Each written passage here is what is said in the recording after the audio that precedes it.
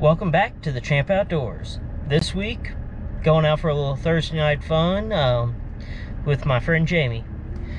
It's his first time bass fishing on Mark Twain Lake. Really, we were planning to do a Thursday night tournament like I've been showing y'all, but about the other weekend, Perry got hit with some really bad straight line winds up 9 mile an hour. Town has some damage and all that. So our local Thursday night tournament, due to the damage, rising water and everything, did the responsible thing and they called it off because there's just too many people who have too much stuff going on for this to really be a priority. It kind of puts things in perspective every now and then, but we were able to get away for a bit. We did get rained on, went through a bit of a storm, so those were kind of the conditions we were dealing with. But yeah, let you see how it went. What we're going to do is we're basically going to come up here. You can kind of see where the ramp, where the ramp kind of transitions. There's chunk rock beside it. Yeah. We want to hit that transition. So aim for the pole. You just kind of let it sink. Watch your line. If it starts going sideways, set the hook.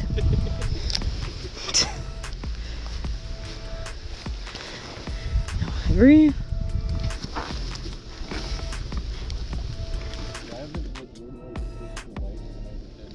Yeah.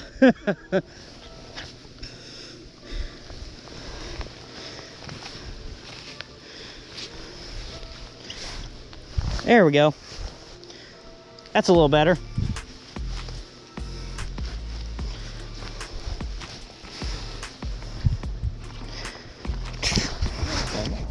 What, dragging it? No, the weather. Yeah. Well, don't put guarantees here. Look at my car yourself. Oh, it's a weekend. That pretty much does, or a weekday. That does that too. I mean, or it's a weekday afternoon. Yeah. Once I get it up to about the boat, it's just way too hard to reel. Yeah. But yeah, you can kind of see where the concrete transitions over here. We should be able to pick something up off that.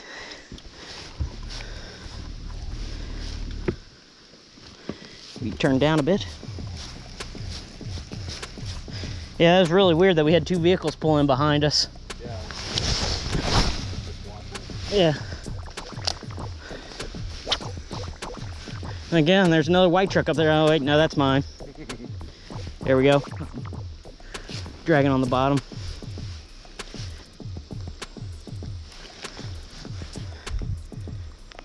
Chunk rock feels good.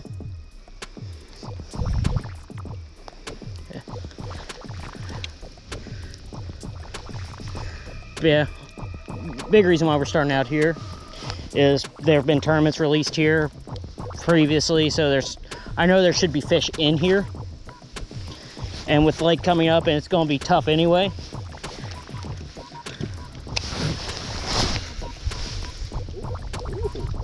Get bumped, or did you hit? Right at the edge of the concrete. Yeah, that's where they should be. Might have to set your drag. Yeah.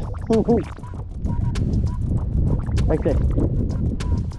If it all of a sudden just, like if it should be on the bottom and it's not, set the hook. Like, oh, that's a little troublesome. I mean, we're only setting in 20 foot of water right here. Yeah.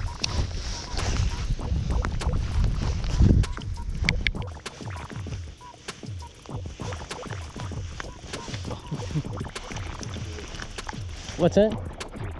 Yeah, it's pretty strong too. That's the big part about it. All right, time to open this up. What? Yeah. It's in here. I say I got mine buried a little deep, but yeah, like I said, mine's a little deep, but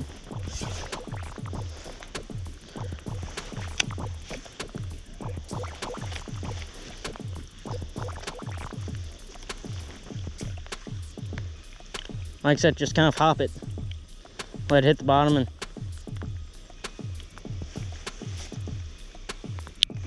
Here, just keep.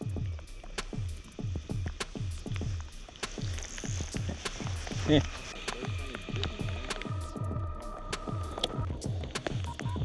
Yeah. Here, feel the diameter of the line you're using, and then feel mine. Like, that's a lot more wiry than this, but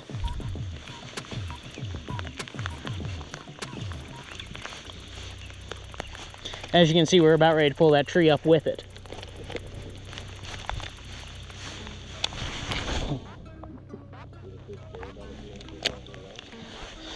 In super clear water, like down at Table Rock and that they will, but up here, no. Yeah.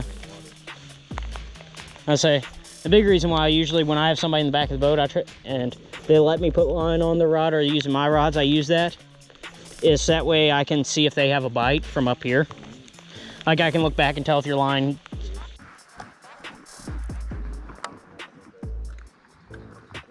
Yeah.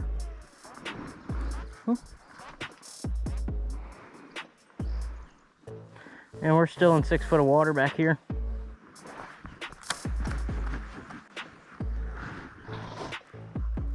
Oh, there's a limb like right there. I was swimming and it just boom. It kind of came back towards the boat a bit. Like, that's not alive. That's not alive.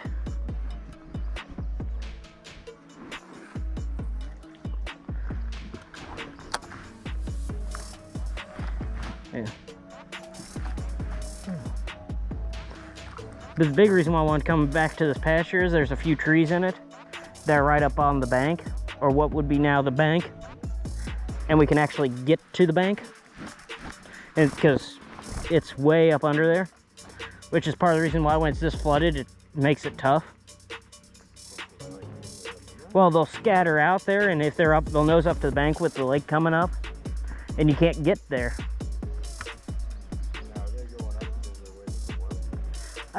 There's basically bait fish move up, they move up, there's new food sources. Yep. Yep, and any other thing that they can eat. So about anything that fits in their mouth, they'll eat. Like turtles, snakes, other bass, I mean. Yeah, see, there's the... I say be careful, right under you there's a fence. I think a strand of 5 barb, maybe? Yeah, see? Like I said, we're in a pasture.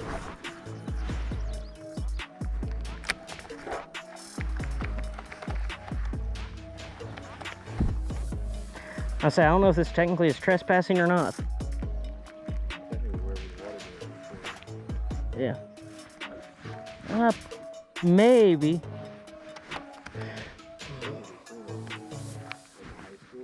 Bow fishing or gigging? Yeah. Yeah.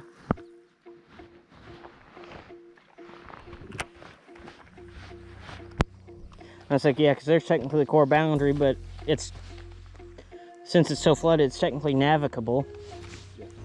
So, I mean, no, don't get me wrong. Farmer came down here on his 4-wheeler or Ranger or whatever and asked us to, yeah. No. It's more.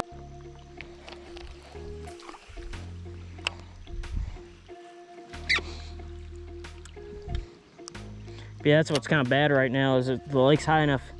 Most of like the really good stuff on points for this kind of conditions are 10, 12 foot underwater when you need them in 6 or less. Like, if they start to lose oxygen, they'll move out. Like generally, if you see gar and carp up there sucking at the air, they're most likely not there. Not saying they can't be, but yeah. But there's a good sign. Dead shad. Dead bait fish.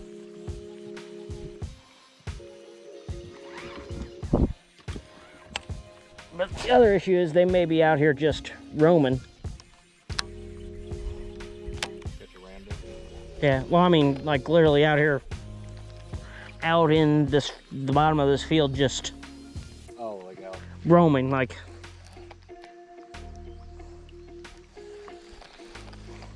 Not really relating to anything, just.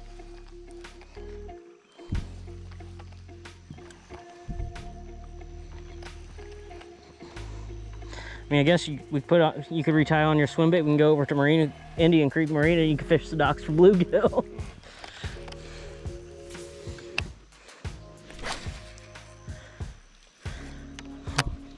I'd probably have to tie on a wacky rig for that. I got a wacky rigged up. I just have to swap out the worm for a Senko.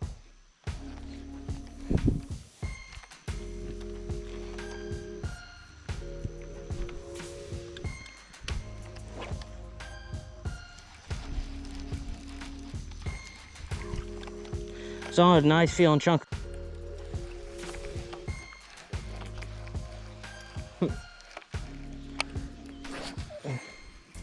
Not a bad idea. Like so. So, let's see.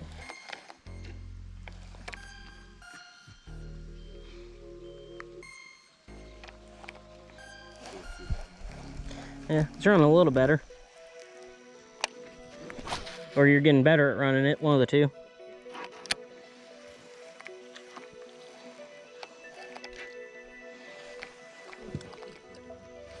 Yeah.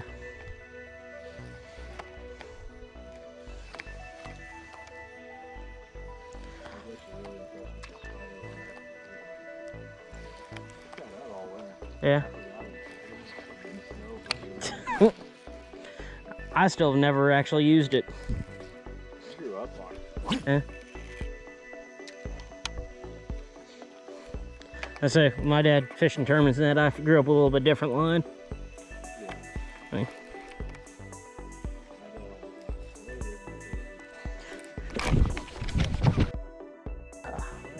Missed one.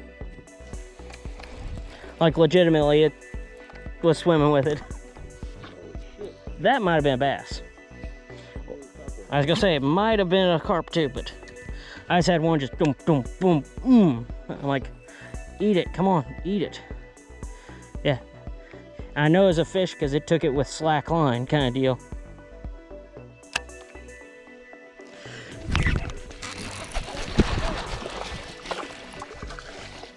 Nice. Told you there's one up there.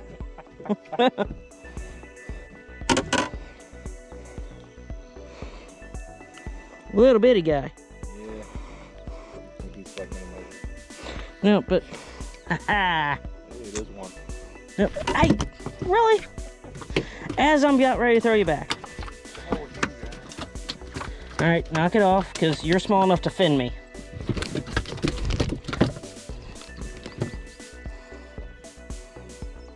Or spy me, whatever you want to call it. But that's what they look like. It's like, I knew I had one up there.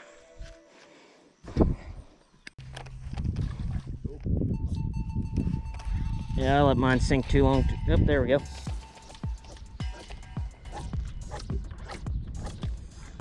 Yeah, you need a heavy rod. You're a little flimsy. It's probably good for panfish, but... You can imagine what I fish for most of the time. Well, that's what I said. It's be good for panfish and crappie and stuff like that, but... It's a great rod and reel combo for the city of Lincoln. I usually fish Fishing for probably... crappie and little catfish and Yeah. random crap. Yeah. That's right in that little one. Yeah. So. You. Now, do you feel like your kids?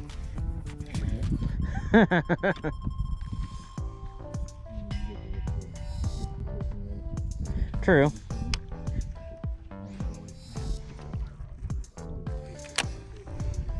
Yeah. Yeah.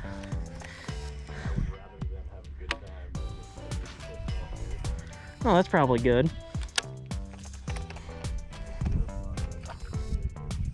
Something.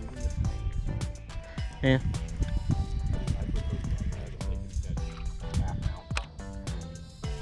You act like I haven't caught, what, again? That's all right.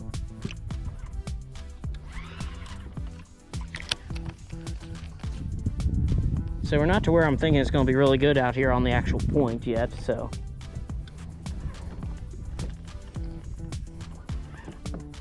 Wow, it just got like a shade darker all of a sudden. Oh yeah. You're gonna go behind the trees. Yeah, well, behind the trees and clouds and... Ooh, there was one. Yeah. Mm-hmm. Little one, because it just da-da-da. A series of love taps. Mm-hmm. My dad always used to call them perch jerks. There.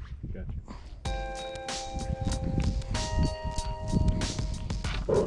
Mm. Dang. That's kind of an... Impressive pit.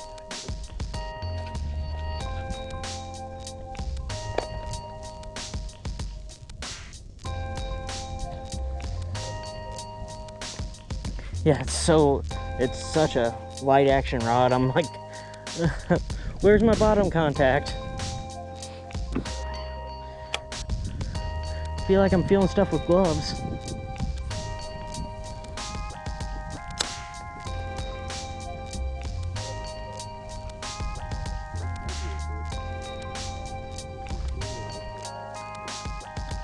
Yeah. That's interesting. Yeah.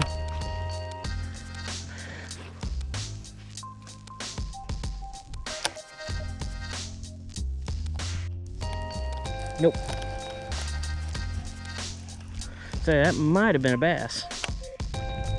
I don't know.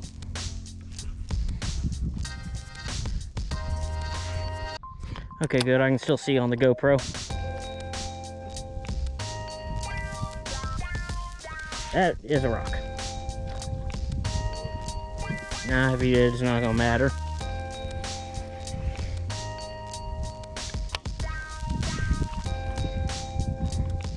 So we're not fishing a tournament, so. Ooh. Now, if I had an 8-pounder hit it, I may be a little excited, but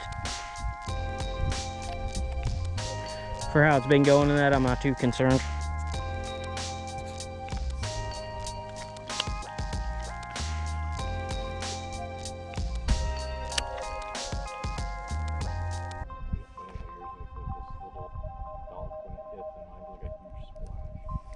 Oh, that's because of how, that's just a difference in casting.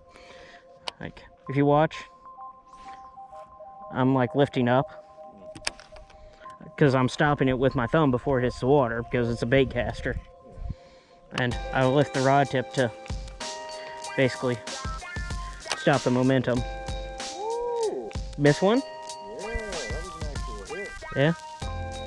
Well, come on, let's catch one.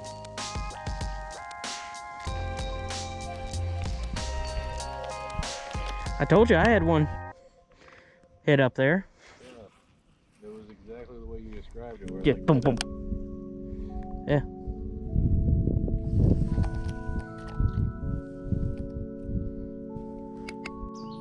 So, as you can see, we were able to get one fish. Also trying a new end segment this week. Thinking about calling it the Back Porch Breakdown. So, the conditions we ran into was we had a storm come through. I mean, we got on the water and got poured on. And from there, we were trying to fish around the ramp and that because it was still mostly raining during the evening and all, and you know, just trying to have some fun because that's really what the point of the trip was. Thought process on what we were going after, we did stick with the shaky head 10-inch worms. Big reason for that is you can swim it, drag it, jig it, and still get bit. It's a good bait for somebody who has not bass fished very much. There is a, because worst case scenario, you can luck into bites. That's why I like to put people in the back of my boat fishing something similar, just trying to increase their chances of having a good time. as far as the areas we fished, that was all based on the conditions. Where we caught our fish was up shallow in the grass. We're actually fishing in a flooded pasture, of all things, from the lake being up probably 22 feet off normal pool. It'd been coming up about 4 foot in the past week, 4 or 5 foot. They've been trying to drain it, but we've had more water coming in than going out. So I didn't feel confident going out to the points. Again, given the time constraints and everything else, we didn't run to the very far back of any major creek arms where we probably could have had a little better luck. We went with what was available, and we found something. We had fun. Color-wise, we're sticking with the June bug from previous week's video on that 10-inch worm. Is a 1/4 ounce ball head jig we're using for the shaky head. Yeah, it's like I said, we restrung Jamie's line with 20-pound tusk because I knew we would be throwing into some heavy cover in that, and want to make sure he wasn't snapping off on the hook sets, and we wanted something with low stretch but affordable, so we went with a store brand monofilament that I found that's designed for ocean and saltwater use, that is stiff. It's a little more wiry than I'd really like, but it's low stretch, especially for mono. Yeah, that's kind of the plan, breakdown of what we were trying to do. We were able to get a little bit done. We had some good conversation, had some fun. Yeah, as always, hope you all enjoyed it. And as always, please like, comment, subscribe, and I'll catch you next week on the Champ Outdoors.